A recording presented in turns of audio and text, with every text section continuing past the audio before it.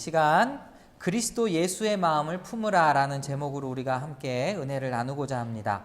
계속해서 빌립보서 말씀 보고 있는데요. 여러분 그 성경을 보면 아시겠지만 우리 2장에 앞서 1장의 27절에서부터 오직 너희는 그리스도의 복음에 합당하게 생활하라 라는 말씀으로 시작했다라는 것을 알 수 있습니다. 여기에서 복음에 합당한 생활이라고 하면서 공동체에 뭘 요구했었죠? 한 마음으로, 한 뜻으로 협력하고 하나 되라는 것을 공동체에 요구를 했었어요. 그리고 2장 1절에서 4절로 우리 지난주의 말씀을 생각해 보면 그럼 하나 되는 방법이 무엇이냐? 어떻게 하면 하나 될 수 있냐라는 말씀에서 겸손함에 대해서 이야기를 했던 것을 알 수 있습니다. 2장 3절 보니까 아무 일에든지 다툼이나 허영으로 하지 말고 오직 겸손한 마음으로 각각 자기보다 남을 낮게 여기고. 그래서 어떻게 하면 하나 될 수 있냐? 사랑하라. 그런데 어떻게? 겸손함으로 라는 말씀을 우리 2장 1절에서 4절까지 살펴봤어요. 그럼 오늘은 도대체 어떤 말씀이냐? 이 연장선상에서 이루어지고 있는 말씀입니다. 공동체에게 요구합니다. 복음에 합당하게 생활해라, 하나 되라, 사랑해라, 겸손해라 라는 말씀에 이어서 오늘 2장 5절에서 11절까지의 말씀은 그럼 겸손이란 무엇일까? 그 예로 겸손의 본을 보이신 예수님의 모습을 이야기하고 있는 것이죠. 그래서 바울사도께서는 5절에서 이렇게 말씀하십니다. 너희 안에 이 마음을 품으라. 곧 그리스도 예수의 마음이니. 우리에게 예수의 마음을 품으라고 하죠. 그리고 6절부터 11절까지의 말씀을 보면요. 사실 구조가 있습니다. 우리가 성경을 1장 1절, 2절, 3절 이렇게 순서대로 읽어 나가지만 사실은 일정한 구조를 가지고 있어요. 6절과 7절, 8절 이렇게 한 단락으로 이루어져 있고 또 9절, 10절, 11절 이렇게 한 단락으로 이루어져 있습니다. 그럼 6절에서부터 8절까지의 말씀은 뭐냐? 신학적인 용어로는 그리스도의 비하라고 합니다. 이게 뭐냐면 그리스도의 낮아지심에 대해서 이야기하고 있어요. 자, 6절 한번 보실까요? 그는 근본 하나님의 본체시나 하나님과 동등됨을 취할 것으로 여기지 아니하시고, 여기 본체라는 단어를 보면요, 사실 다른 것보다도 이 이후에 나오는 7절에 종의 형체와 대비되는 말씀이다 이렇게 여러분 생각하시면 됩니다. 원래 그는 근본 하나님의 본체시래요. 이게 무슨 말이냐면은 하나님과 본질, 속성, 영광 이 모든 것이 다 동일한 분이시다라는 걸 얘기하고 있습니다. 그런데 그분이 스스로 동등됨을 취할 것으로 여기지 아니하시고, 여기 보면은 취하다라는 게 조금 설명하기가 좀 애매한 말씀이기도 해요. 왜냐면은 여기에 이 취하다라는 용어가 원어를 보면 이렇게 탈취하다, 빼앗다 좀 이런 그 성격도 가지고 있는 단어입니다. 그래서 이 말씀을 보면은 이렇게 두 가지로 해석할 수 있어요. 그는 근본 하나님의 본체이시지만, 그러니까 하나님의 영광도 동등하게 받으시는 분, 본질도 같으신 분이지만 하나님과 동등됨을 탈취하지 않으셨다라는 거예요. 그분의 의지대로 탈취하지 않으셨다. 네. 그리고 또 하나는 뭐냐면은 사실 여기에 하나님의 본체시나라고 이야기하면서 그러나라는 의미가 들어가 있잖아요. 하지만 다른 면으로 해석하면 그는 근본 하나님의 본체이시기 때문에 라고도 해석이 가능해요. 그럼 이렇게 하면은 어떤 해석이 가능하냐면 하나님과 동등됨을 취할 것으로 여기지 않는다라는 것이 그럴 필요가 없어지는 거죠. 무슨 말인지 좀 이해하시겠습니까? 네, 전자는 어떻게 탈취할 수 있지만 내가 그러지 않아 이렇게 설명을 한다면, 후자는 이미 그런 것을 가지고 있는 분이시기 때문에 그렇지 않으신다라고도 설명이 가능한 겁니다. 그런데 이 두 가지의 해석을 떠나서 일단 제가 여러분께 설명을 드리고자 하는 바는 겸손에 관한 부분이에요. 겸손에 관한 부분. 그죠? 이 마음을 품으라. 그리스도 예수의 마음이니. 근데 왜 이 말씀이 시작했어요? 2장 1절에서 4절까지의 말씀을 보면 겸손과 관련된 이야기잖아요. 그렇죠? 그래서 하나님의 본체, 정말 지극히 높으신 분이셨지만 7절 보면 자기를 비워서 종의 형체를 가지셨다. 굉장히 큰 의미를 가지고 있는 거예요. 여러분, 우리 요즘에 살고 있는 우리의 삶을 돌아보면 우리의 권리 침해, 인권 침해 이런 거 받으면 굉장히 막 큰 싸움이 벌어지죠. 굉장히 큰 분란이 생기죠. 누가 침해당하는 것, 그러니까 내가 손해당하는 거 좋아하는 사람 아무도 없습니다. 근데 하나님은 뭐든지 할 수 있는 그 영광과 존귀를 받으시는 분이심에도 불구하고 주님께서 그 모든 것을 다 비우셨다라는 거예요. 그거 어떻게 설명할 수 있을까요?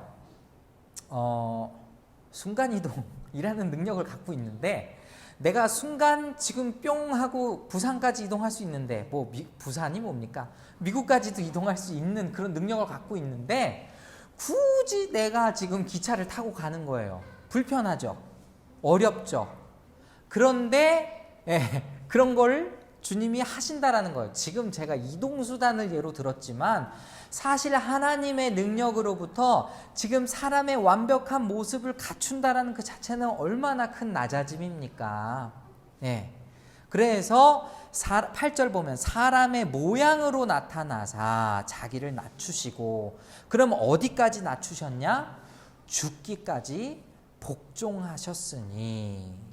제가 오늘 오전에 한 청년을 만났어요. 한 청년을 만나서 같이 교제를 나눴는데 이 친구가 지금 어떤 선교단체에서 훈련을 받고 있다고 해요. 그 선교단체가 굉장히 빡센 선교단체여서 월요일서부터 토요일까지 나오지도 못해요. 그 선교단체에서 생활을 해야 돼요. 그리고 거기에서 숙식도 같이 하고 핸드폰도 연락도 안 되고 이런다고 하더라고요. 그런데 거기에서 이제 서약서를 쓴대요. 그 사람들하고 같이 지내는데 서약서를 쓰는데 어떤 서약이냐면은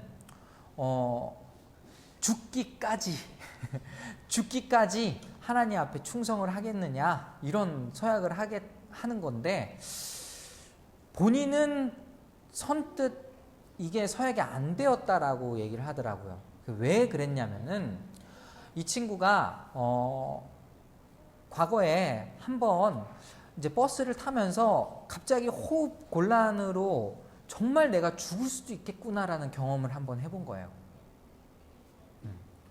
그래서 두 가지 생각이 들었대요. 그 서약을 하는 사람을 보니까 진짜로 이 친구들 믿음이 좋아서 정말 죽기까지 충성하겠다라고 쓴 건지, 아니면 아직 진짜 죽음의 문턱을 경험하지 않아서 이렇게 쉽게 쓰는 건지 그런 생각이 들었다고 하더라고요.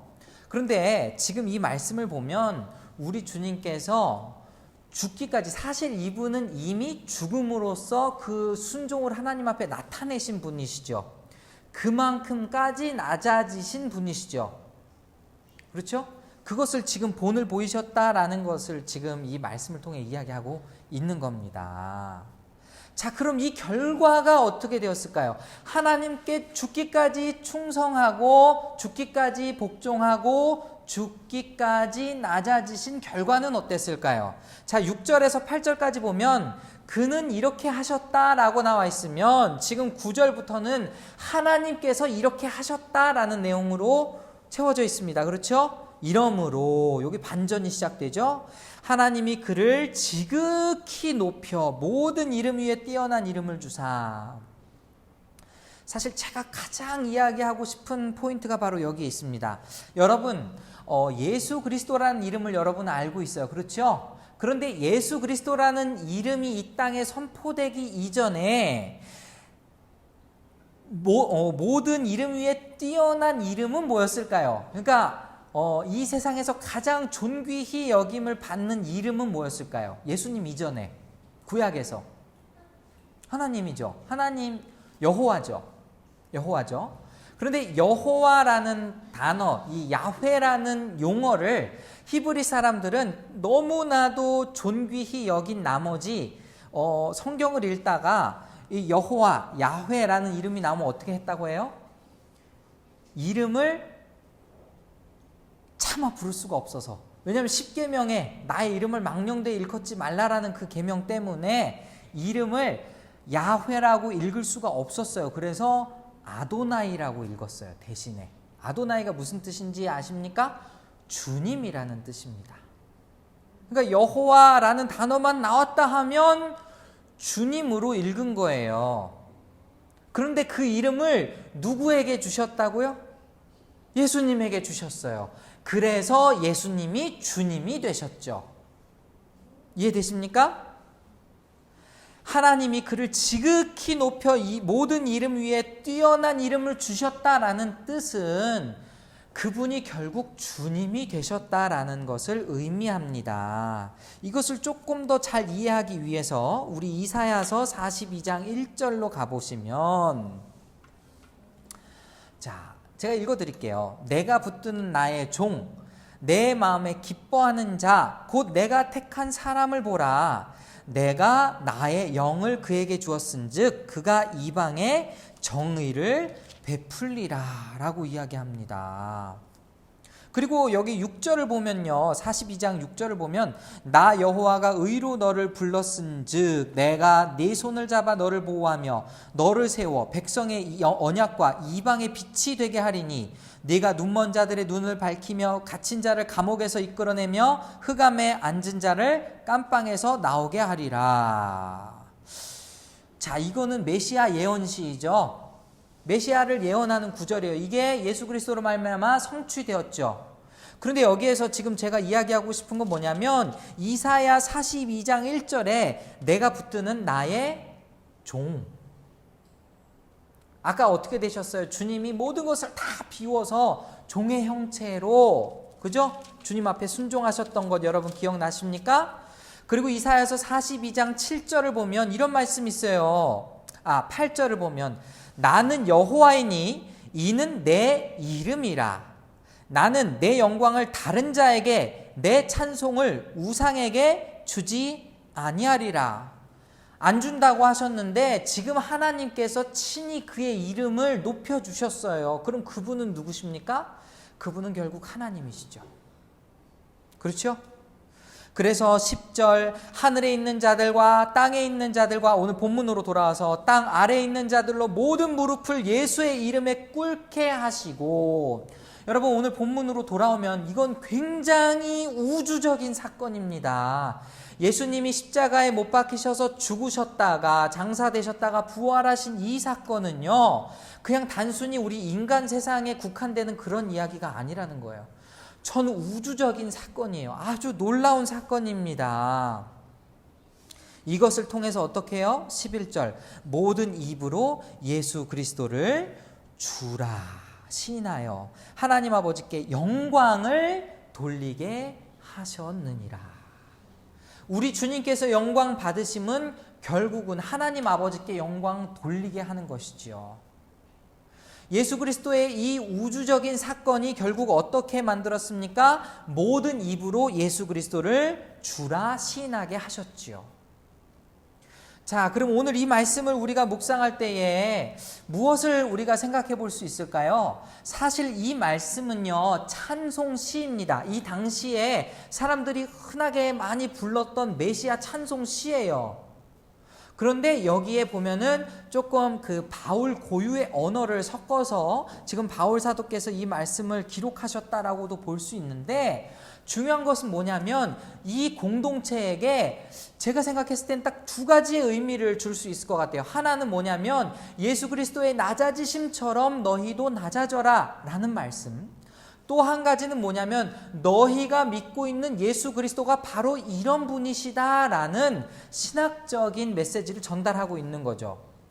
왜요? 지금 빌립보 교회에 제가 이 빌립보서 처음 시작할 때 말씀드렸지만 굉장한 어려움이 있었거든요. 박해가 있었거든요. 누가 주님이신가라는 질문이 빌립보라는 성에 있었거든요. 로마 황제가 주님이시냐?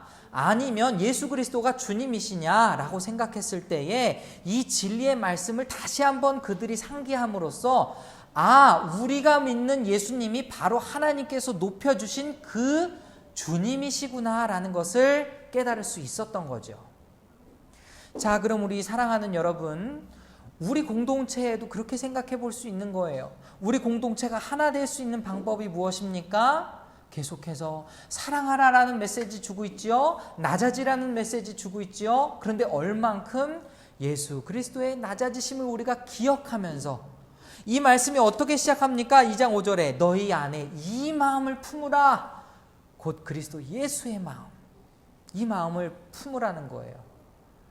만약 우리 공동체가 분열되고 있다면 이것을 기억하고 이 마음을 다시 한번 품고 이 마음을 회복해야 할 줄 믿습니다. 또 한 가지 뭐라고요?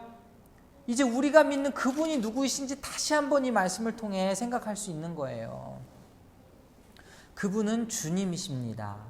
주님께서 명하셔서 이 땅에 인간의 옷을 입고 철저하게 낮아지신 다음에 죽기까지 순종하셨다가 마침내 하나님께서 친히 그를 높이시고 그의 이름을 존귀하게 하시고 모든 입술로 주라 시인하게 하신 그분, 우리가 믿고 있는 예수 그리스도이시죠.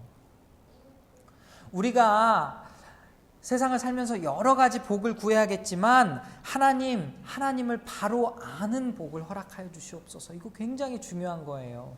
우리가 믿고 있는 그분이 누구신가를 우리가 바로 알고 그분을 정말 바르게 섬기는 여러분이 될 수 있기를 소원합니다. 우리는 예수 그리스도의 공동체예요. 예수 안에 한 공동체입니다. 우리 교회뿐만 아니라 모든 교회가 다 예수 그리스도를 머리로 모시고 있는 그러한 공동체라는 거예요.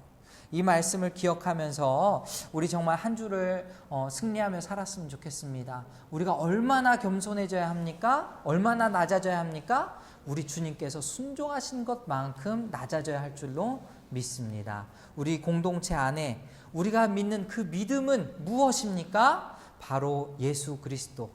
정말 하나님께서 이 땅에 예언하고 보내시고 마침내 실현하신 우리의 모든 죄를 용서하시도록 이 땅 가운데에 십자가에 못 박혀 죽으시고 부활하게 하신 그 예수님을 믿는 믿음이라는 것을 여러분 기억하시며 한 주 동안 승리하시기를 소원합니다.